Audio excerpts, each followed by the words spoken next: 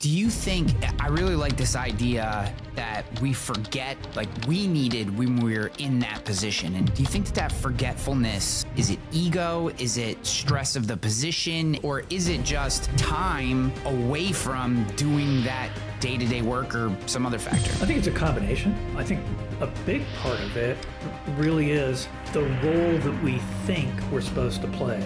The leader is supposed to have all the answers. The leader is supposed to not have any doubts, which in effect makes us less transparent. Is oversharing tend to be the issue, or is it undersharing versus kind of, I'd say, classy middle road that you just kind of described? Well, again, I think that it really comes down to what's...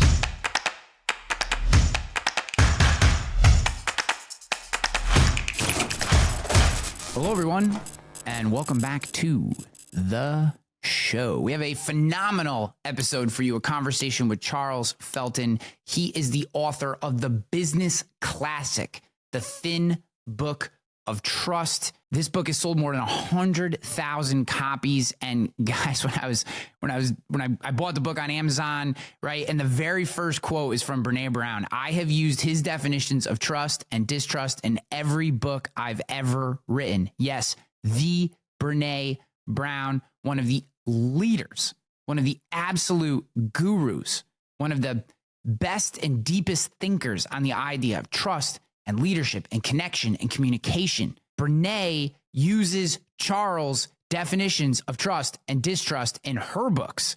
And that just gives you a little preview on what you're going to get today from Charles Feltman. Couldn't be more excited to have him on the show and dig into this topic. My friends, if you're listening to this on Spotify, Apple, wherever you listen to podcasts, or you're watching it on YouTube, please, if you're not, subscribe, tell a friend, leave a comment, leave a review. I read every comment that comes in. I read every review that comes in. I respond to all of them.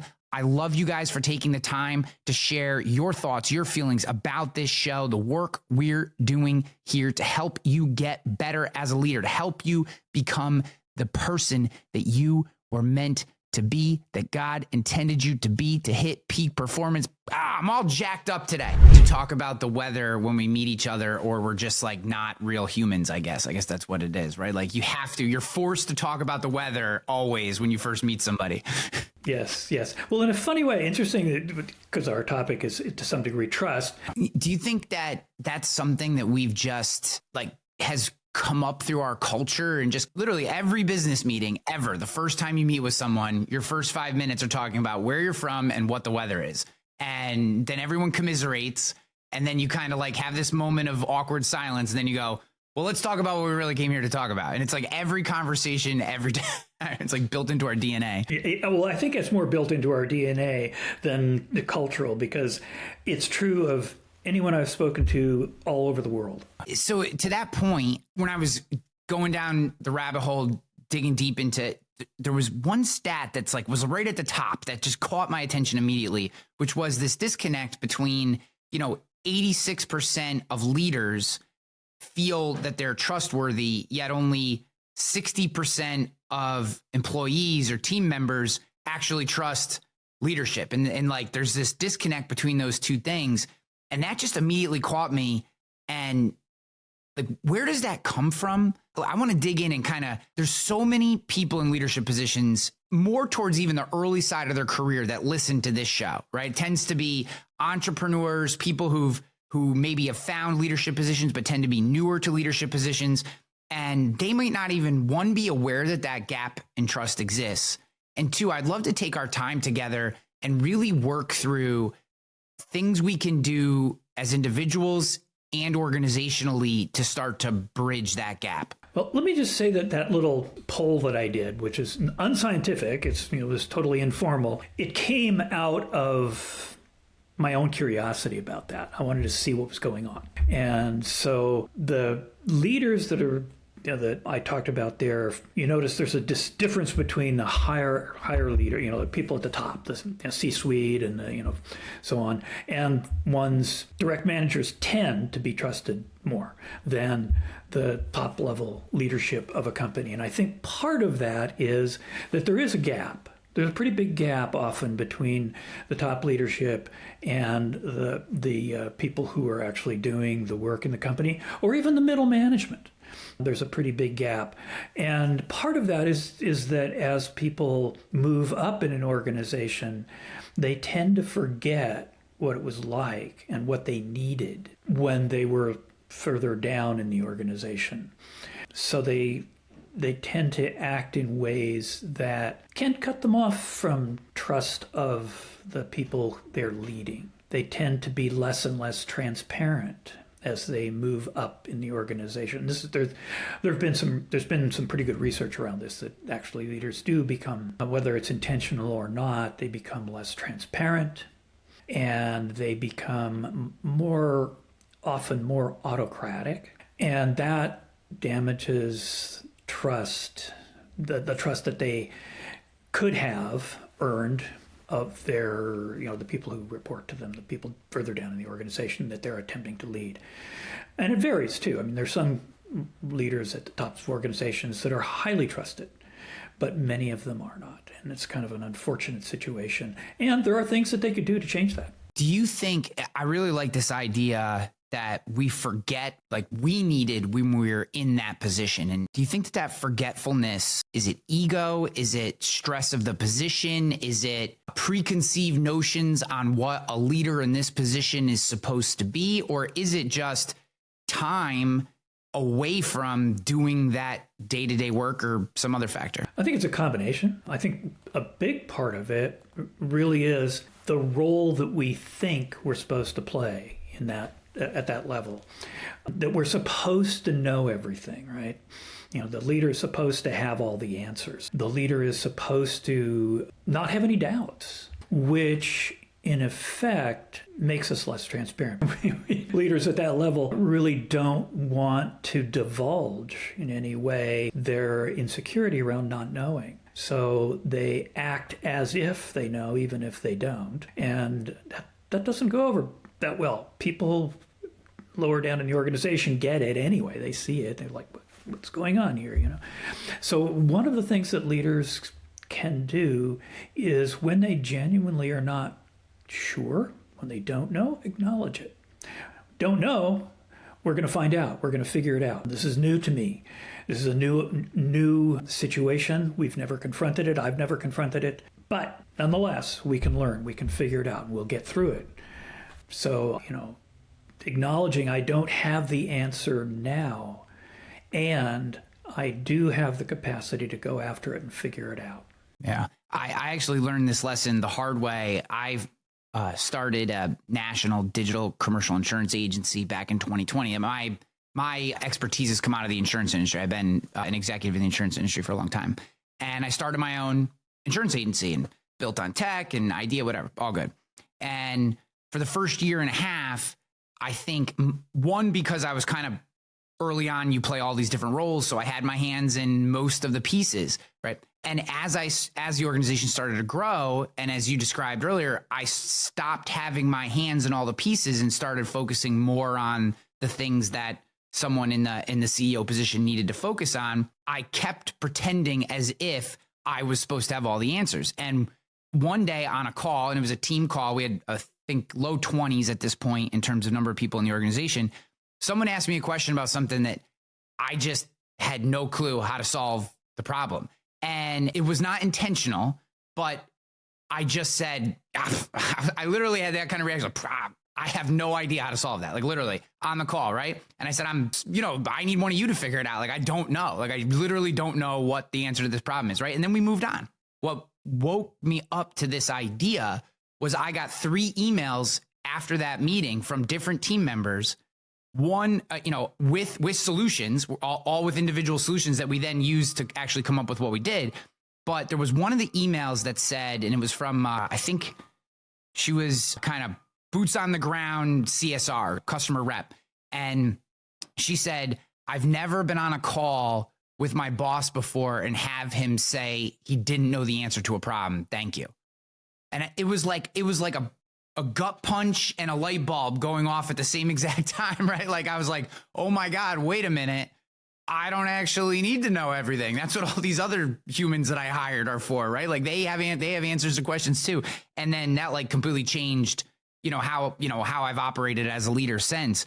But it was really an eye-opening moment for me that like I had been trying to be this thing, as you mentioned, like the role I was supposed to play, and I was doing it wrong. And really the course of our business changed because then all of a sudden I started going, well, actually, I don't know that thing over there. I don't know that thing over there either. So well, you guys got to start. And then all of a sudden, incredible solutions started coming from places that you wouldn't have otherwise traditionally expected, which really helped us grow. So, I can be a testament to exactly what you're saying. I had actually, how we got connected was through one of your team members. I had done an episode with an individual who his position was, we need more autocratic leadership, but almost in like a benevolent dictator kind of way. Not dictator is the wrong word. He did not like that word. He liked autocratic. But like, I guess, one, I'd love your take on just that term autocratic in general, especially because the audience would have heard it positioned before. But also, like, his main point was you need someone making decisions, that we've gotten too committee based.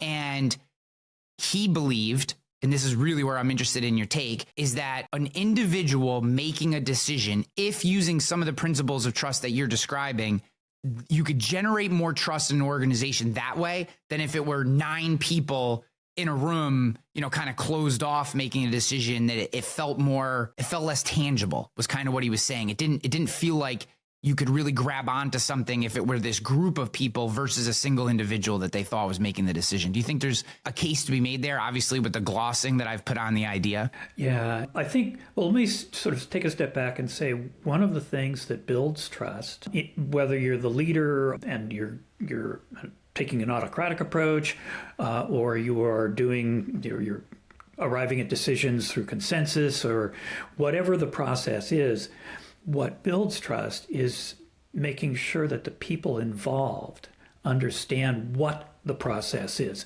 They understand this is how we're doing it. And it also helps to explain this is why we're doing it this way. We're not just doing it randomly this way. We've thought about it. And this seems to be the process that will work best for us in our opinion, or my opinion, or whatever it is. So in terms of, whether that opinion or that choice, that decision is made by one individual after, taking counsel with other people, or if it's made by a small group of people, or you get input from a larger group, whatever it is, that's important, is that everybody understands. Another piece of that's really important is that, I'm sure you've heard this phrase before, disagree and commit. So if you're working with a group, if I'm leading a team, and on that team, we've got like maybe 8, 9 people, and we have a decision to make, and we have some differences of opinion. What's really important in the process is for people to be able to really speak freely about their opinion, to support their opinion, and also listen to other people who might have different opinions. In fact, when any of the people on that team can say, hey, here's my opinion, or here's my proposal, poke holes in it, tear it up. Let's see if we can come up with something better. That's very powerful decision process. But at some point, whether the leader makes the decision or the whole team comes to a consensus, even if you still disagree, the idea is that you commit to it outside of that environment, outside of that meeting. You don't go leaving the team meeting and start bad-mouthing the decision, or second-guessing the decision, or then going into the boss's office and saying, hey, I have a different opinion. We got to change this. No, at that point, until you have new data, you stick with the decision and you support it fully. That also builds strong trust throughout the organization. When people further down in the organization see that happening at the top or even in the middle, it builds strong trust. It doesn't feel, however, like that is our natural inclination. Most of the larger organizations that I worked with earlier in my career, et cetera, it tends, when these committees get formed or decision-making bodies get formed, they tend to be hand-selected with the individuals that you know are going to vote alongside you or are going to vote in a similar pattern tends to be a way a lot of these, you get labeled as the disagreeable one, or the, this guy's always got, something else, something different to say. And why do you feel like it seems like we really have to work to get to what you just described? And how, if you're part of an organization and you want to build a space where people can feel like they can come in and disagree or take different viewpoints and they're not going to be punished for that, how do we start to build that? How do we let an employee know who may have a different opinion that they're going to be, I hate this term, but safe sharing that opinion and not being penalized down the road for sharing it in a meeting? Well, that comes with experience. When people are penalized, when people, whether it's, the team leader or other people on the team that penalize them in some way, then they're going to just, oh, okay, I'm not going to say anything. I'm not going to speak up, even if I think I have a better idea. I'm sure as heck not going to bring it up in this conversation. So, or the opposite, when somebody does bring up, a contradictory idea and, tries to lay it out for the rest of the group and actually gets encouraged for having a different idea, thanked for having a different idea, even if that idea isn't taken up, even if it gets, something else, it goes in a different direction, that person still gets it, that it's okay to do it. So that a big part of that falls to the team leader. They have to go first in that regard, and other people on the team, when the team leader does that, genuinely does that, then the other people on the team tend to follow suit. So you create the, what I'm sure you've heard the term psychological safety, right? So there's this one-on-one trust between the team leader and the individual team members, and also between each of the individual team members. That's the foundation for psychological safety, the sense that these individuals actually have my interests in mind. They actually have my back here, and they want to know, they want to hear from me. And then that begins to build that sense of psychological safety. It doesn't happen overnight, and it happens through experience, through how we work together. Yeah, this is, I think about like the culture that Ray Dalio has created inside of his organization. He's written books about it. He's done a lot of interviews around how their team, in some regard, and I'm kind of glazing this idea, but they're almost ranked based on how often they bring, I don't want to call them dissenting because it's not meant to be negative in any way, but as often as someone is willing to bring alternative ideas to the conversation and present them in they're like ranked inside their organization almost for being disagreeable, but in a positive way. And he equates that to the massive growth that they've had and the sustained massive growth that they've had to the fact that they're literally incentivized to come up with alternative ideas, to be disagreeable, to present arguments that go against the common or accepted narrative inside the organization. And you think about the like emotional strength that you have to have, one, to do it, and two, the cultural strength that he's created, that they feel like they can do that and not be penalized.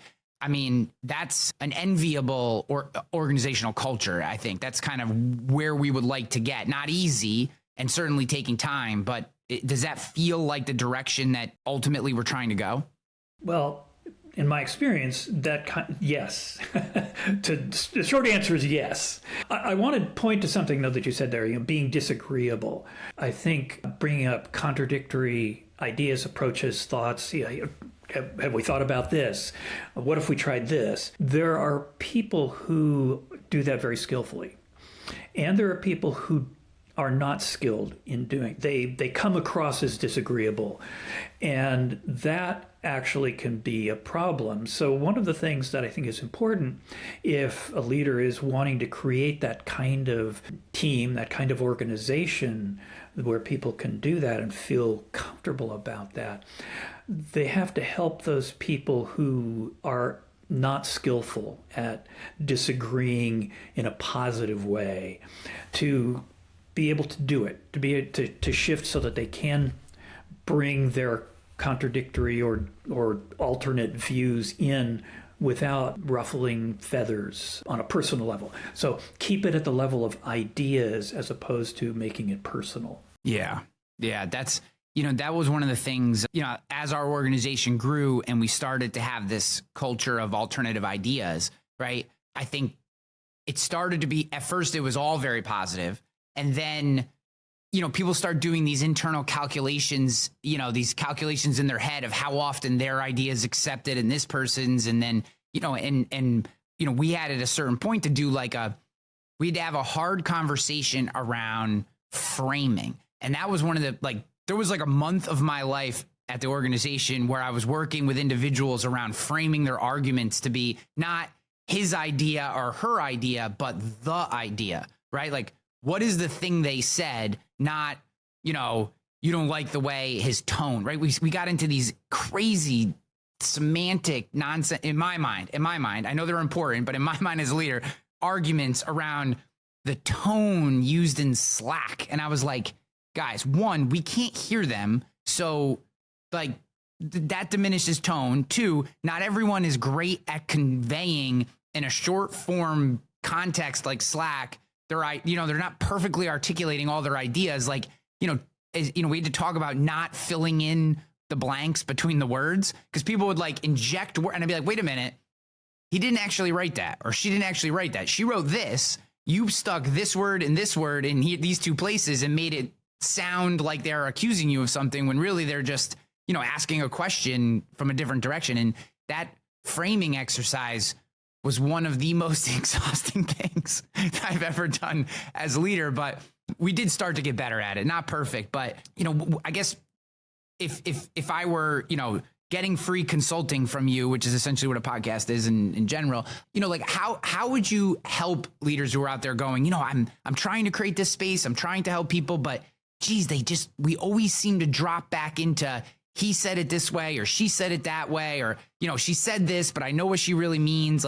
How do we start to pull our team and even ourselves out of the person delivering the message and extract just the message and try to, remove that human attachment that oftentimes can corrupt the message they're trying to get across? So I don't want to put myself out there as a communications expert because that's really, I certainly have helped people improve their communication.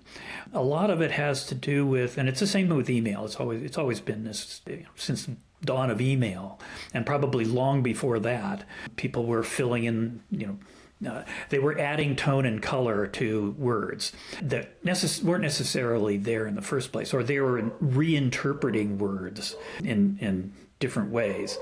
And so one of the things that a leader can do, I think, is to help. Slack, for example, is a great communication channel, but it, like email, it has its best uses and its not so good uses. And its best uses are for either, I think, personal opinion, are for short form. Hey, the meeting is happening today at such that here are the topics, end of story. Or more long form, but making it clear that this is okay, I'm going to put this out there. This is my opinion. This is my argument, if you will, for the case I'm making for this proposal or whatever it is. And that's just what it is. So making it clear that that's what I'm doing. I'm making a long-form proposal, argument here, and I'd love to hear other people's thoughts on this. This gets tricky because younger people tend to, ego's not quite formed fully yet. People are still defensive. So, if I put my thought out there and somebody attacks it, in quotes, or at least that's how I read that in the Slack channel there somewhere or in an email, I'm going to get really defensive right away, and I'm going to not trust this person. So again, it's leaders' job to help ameliorate that, help mediate that by helping the individuals see. Leaders think that their leadership is 95% about making business decisions. No. It's, about 50 maybe percent making business decisions and 50% supporting their people in building and maintaining trust, in communicating clearly and positively with each other, in dealing with the emotions that they're all experiencing. And there was some great research years ago now. Barbara Friedrichsen did some good research about positivity and negativity. And, it's like, okay, if you have 100% positive emotions, a string of positive, that's actually damaging. You need to have a few negative emotional experiences in any given time period or through any given process to have the process be meaningful. And so trying to create a totally constantly positive environment. I think I've read articles lately about toxic positivity and so on. But there's something to that. Too much of it, so it doesn't help. So I think it's the leader's job, again, to get involved at that level as well, helping their employees build and maintain, creating the environment in which their employees can build and maintain strong trust with each other, that they can deal with and help repair damaged trust, that they can help their employees communicate more effectively with each other. So yeah, that's a big part of the leader's job, whether they feel comfortable with it, whether they like it or not. And if they don't feel comfortable with it and they don't like it, the organization needs to help them get better at it. And you can. We all can. Why a lot of times incredibly high task performers who get elevated to leadership positions often struggle, because maybe they were an incredible salesperson, or they were just the best on the phone with service people, or whatever that thing is. And then they get elevated to a leadership position and they're like, wait a minute, I was really good at the decisions that it took to execute this task.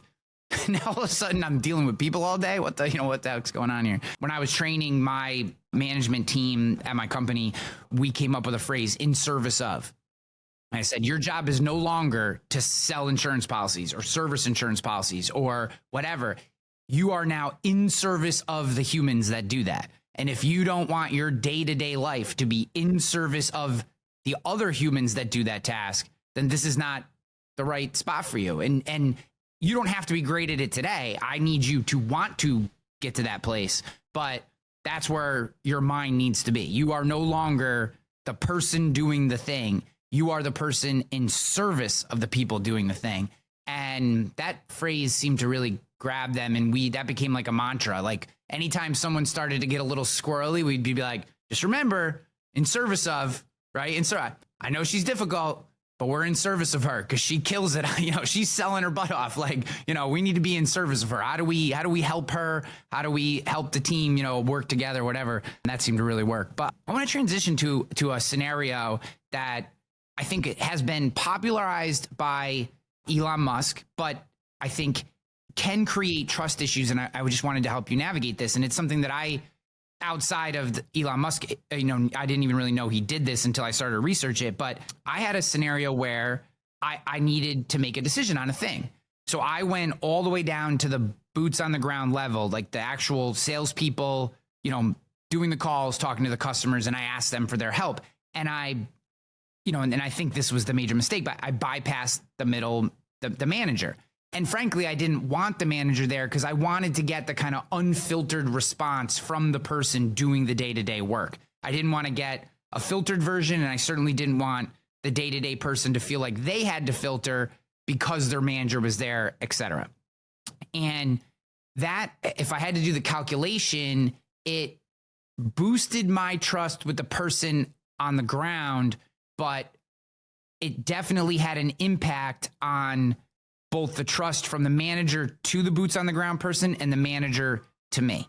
So I like this idea of go to the person doing the thing to get the answer, but how do we navigate that, say, as an executive level? How do we navigate through the manager layers so that we all know we're working in the same direction, no one's being stepped past or stepped on, and we can all kind of, understand what we're trying to do, in this type of scenario? How do we work through that process from a trust perspective? So my first question to you, if I were coaching you on this, would be to ask you, what did you say to the middle management folks about what you were up to? Well, see, I think my first problem was I didn't tell the middle management folks. I just called the person directly and said, hey, I'm working on something. I want to get your thought on it. right? So that's kind of how I said. Now, in my mind, I'm going, and again, I don't mean this to sound egotistical, but in my mind, I'm like, I'm the CEO of the company. Like, I should be able to call whoever I want and talk to them on the phone. Like, I wasn't purposefully trying to bypass the manager, but I wanted that person's opinion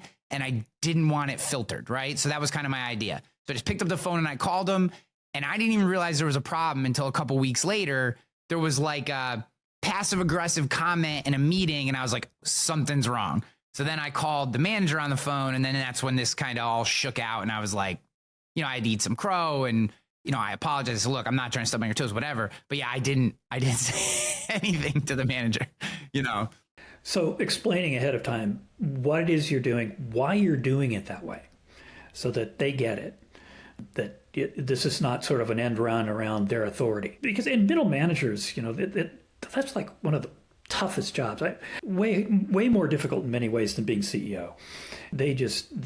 They're trying to bridge the gap between strategy at the at the C-suite level, or whatever, little ways down from there, to the people who are actually doing the work. And it's hard. And then when it looks like your CEO or your senior leadership is doing an end run around you and not including you in this, it just feels crappy. So step one, tell them what it is you're up to, and for the sake of what are you doing it that way? Well, because I want to hear directly from them. I don't want them to be influenced by you in the room. I don't want it to come up through you. And another thing you can do, of course, is say to them, after I get what I want to get from them, I'm going to come back and I'm going to ask you some stuff too, because I want to hear some things from you as well. You may want to, for example, hear, how would you answer this question? And if there's a difference there, that would be, kind of a useful thing to know too. So, but yeah, I think the main thing is communicating some more. Well, I was going to say you can't over communicate, but you can. That can be bad too. But I think the important thing is to communicate the essence, the important essential aspects of what it is you're doing and why you're doing it. To that point, kind of bringing up the topic of transparency again, what is the right balance? How do we find harmony with transparency, right? Like I always tended to just full transparency, right? Because one, I have hardcore ADHD, ADD. I just move very fast. My brain moves very fast.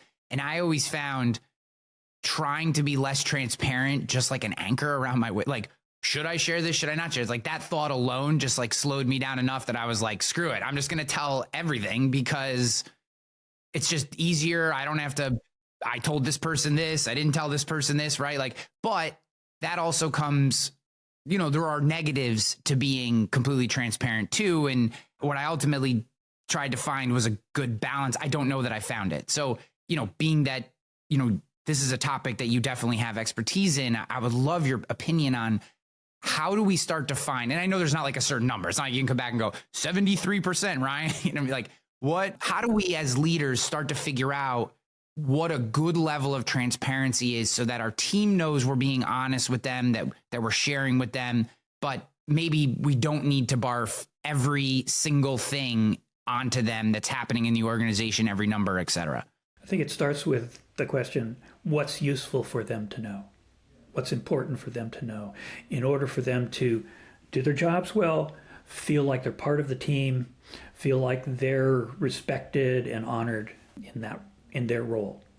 And if you can answer that question, then you can answer that will lead you directly to what can I tell, or should I tell them? Should I talk about? My advice would be to err on the side of transparency. There are times when we can't be, right?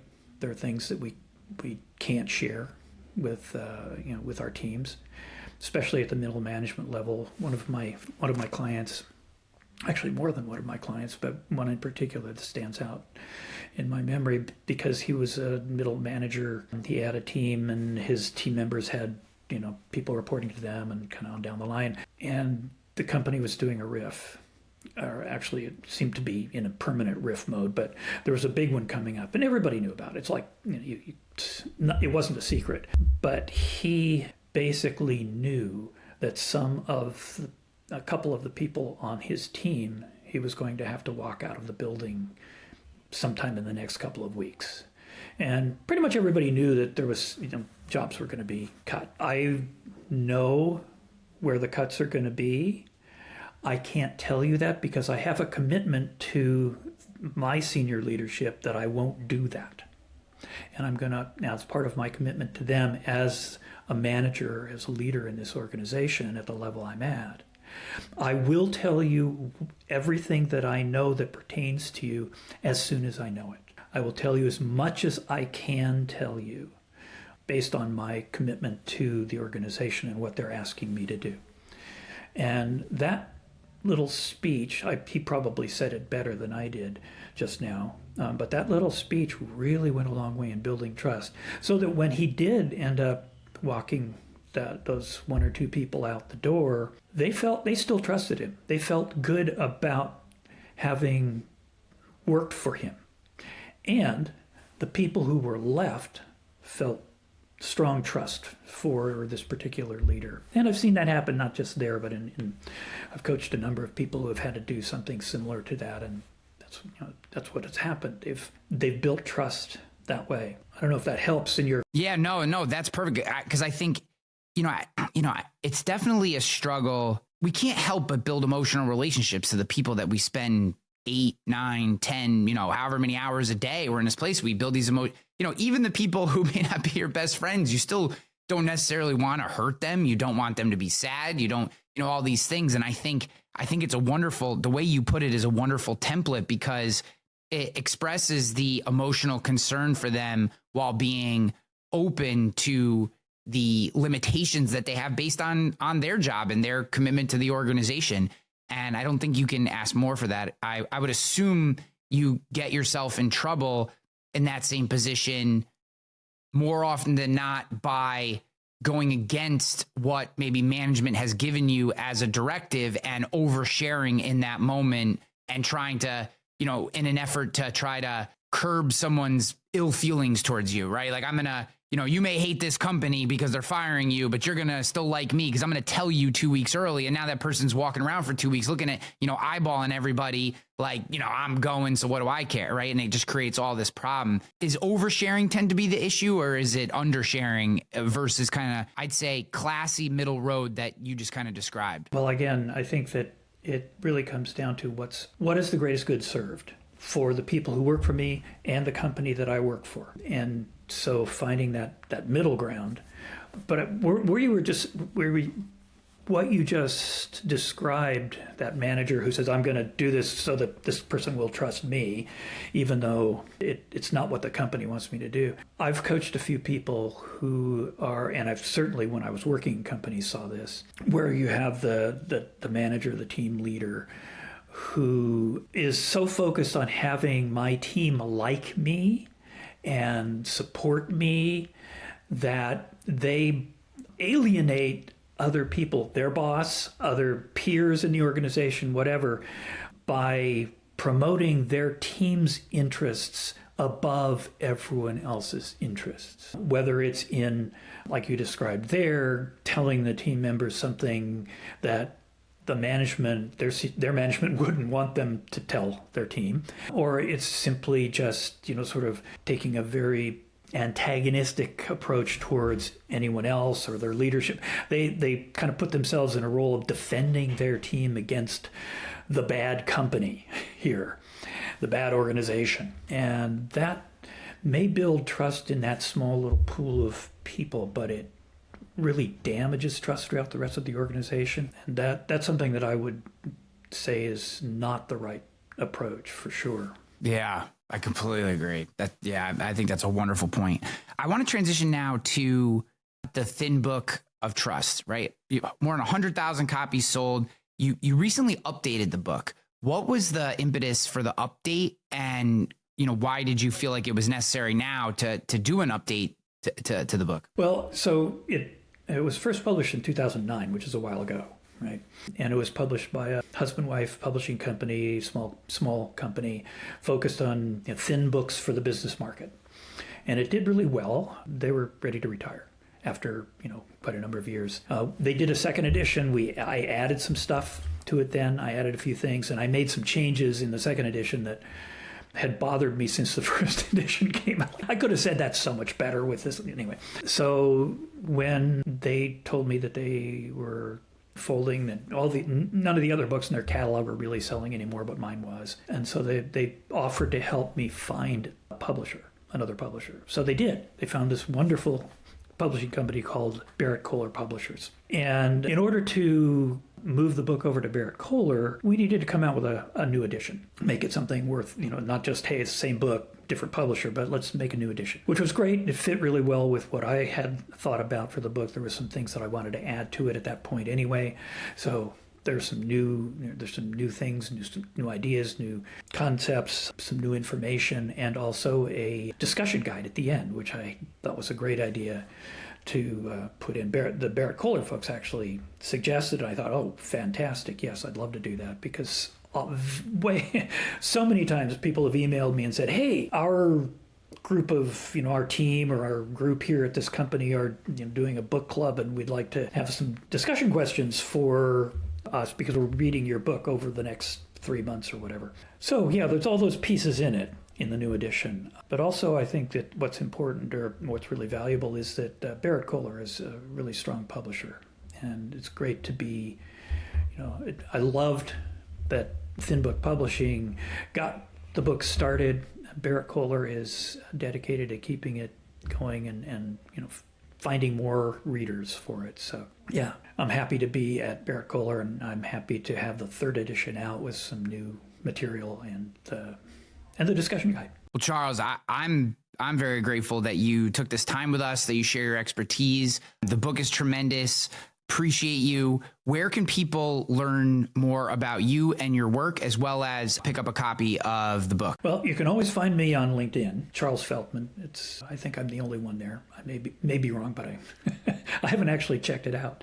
I should do that. You can also find me at my website, www.insightcoaching, all one word, INSIGHT coaching.com. So you can go there. You can find my book on Amazon, obviously. You can also buy it from the publisher, and there you order it through Barnes & Noble. You can order it through pretty much any independent bookseller at this point. So you just look for the Thin Book of Trust, or ask for the Thin Book of Trust, third edition. Guys, and I'll have links to everything in the show notes. So whether you're watching on YouTube or listening to the podcast, however you listen to podcasts, just scroll down, you'll find links. Highly, highly recommend the Thin Book of Trust, especially if you are, I like what, the things that I took from it were really not just large organizationally, but if you have groups or teams and you're trying to really build that dynamic trust that makes teams rock, this is a wonderful, wonderful resource. I appreciate you, Charles. I appreciate your work. And thank you again for your time. Thank you, Ryan. You take care.